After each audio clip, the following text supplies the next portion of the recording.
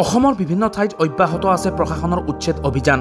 প্ৰশাসনৰ এই উচ্ছেদ অভিযানৰ মাজতেই উদ্ভাসিত হ'ল হিন্দু মুছলমানৰ সম্প্ৰীতি আৰু ভাতৃত্ববোধ। প্ৰায় ৩০০ বছৰীয়া এটা মন্দিৰৰ বেদখলকৃত ভূমিৰ উচ্ছেদত সহায় কৰিছে মুছলমান ৰাইজে। ধুবুৰী জিলাৰ চাপৰৰ ঘটনা এয়া। চাপৰৰ শান্তিপুৰ ঘূৰ্ণিমাৰী অঞ্চলত তাহানিৰে পৰা হিন্দু মুছলমান একেলগে মিলাপ্ৰীতিৰে বসবাস কৰি আহিছে। প্ৰায় ১০০% মুছলমান বসবাস কৰা শান্তিপুৰ ঘূৰ্ণিমাৰী অঞ্চলটোত অৱস্থিত শক্তিৰ দেৱী শ্ৰী শ্ৰী বাগৰাণী মন্দিৰটো। ৰজাদিনীয়া মন্দিৰটোত ভূমি অবৈধভাৱে বেদখল কৰি পৰিৱেশ বিনষ্ট কৰি আহিছিল ওচৰৰে এটা পৰিয়ালে।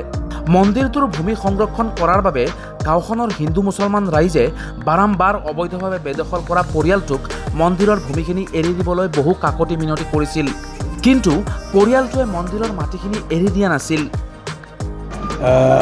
ঘূৰ্ণিমাৰী ৰাইজক লৈ পেলাই তেওঁলোকে দৰখাস্ত দিলে যে মন্দিৰটো পুখুৰীটো আমাক মুক্ত কৰি দিব লাগে, যিহেতু ৰজাদিনীয়া পুখুৰী বুলি কোৱা হৈছে। যদি সেইটোৱে হয় আৰু চৰকাৰে দেখিলে যে জলাশয় হিচাপে পৰি আছে, সেই জলাশয় হিচাপে যিহেতু চৰকাৰৰ মাটি, চৰকাৰে আজি নিৰ্দেশ দিছে, হাইকোৰ্টে নিৰ্দেশ দিছে যে মাটিখিনি পুখুৰীটো দখলমুক্ত কৰিব লাগে। সেই হিচাপে আজি আমাৰ ইয়াৰ চাৰ্কেল অফিচাৰে দলে বলে আহিলে, অফিচৰ কৰ্মচাৰীলৈ আহিলে আৰু মাটিখিনি মুক্ত কৰি দিলে। নিশ্চয় শান্তিপূৰ্ণ হৈছে, কাৰো আপত্তি নাই ইয়াত।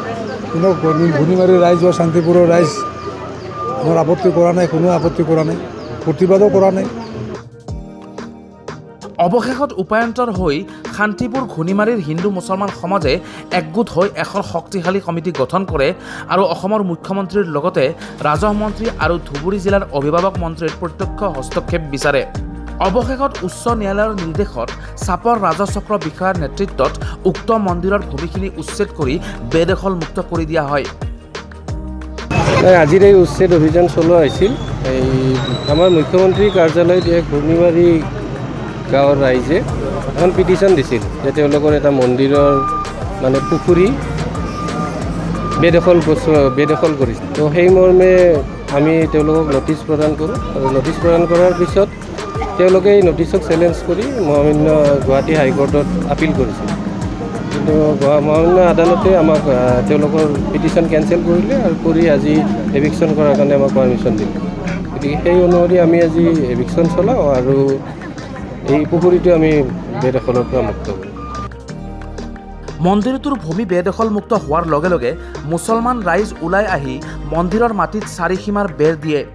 উল্লেখযোগ্য যে মন্দিৰটো স্থাপন হোৱাৰে পৰা ধুবুৰী জিলাৰ চাপৰৰ শান্তিপুৰ ঘূৰ্ণিমাৰী অঞ্চলটো হিন্দু মুছলমানৰ মিলনভূমি হিচাপে পৰিগণিত হৈ আহিছে।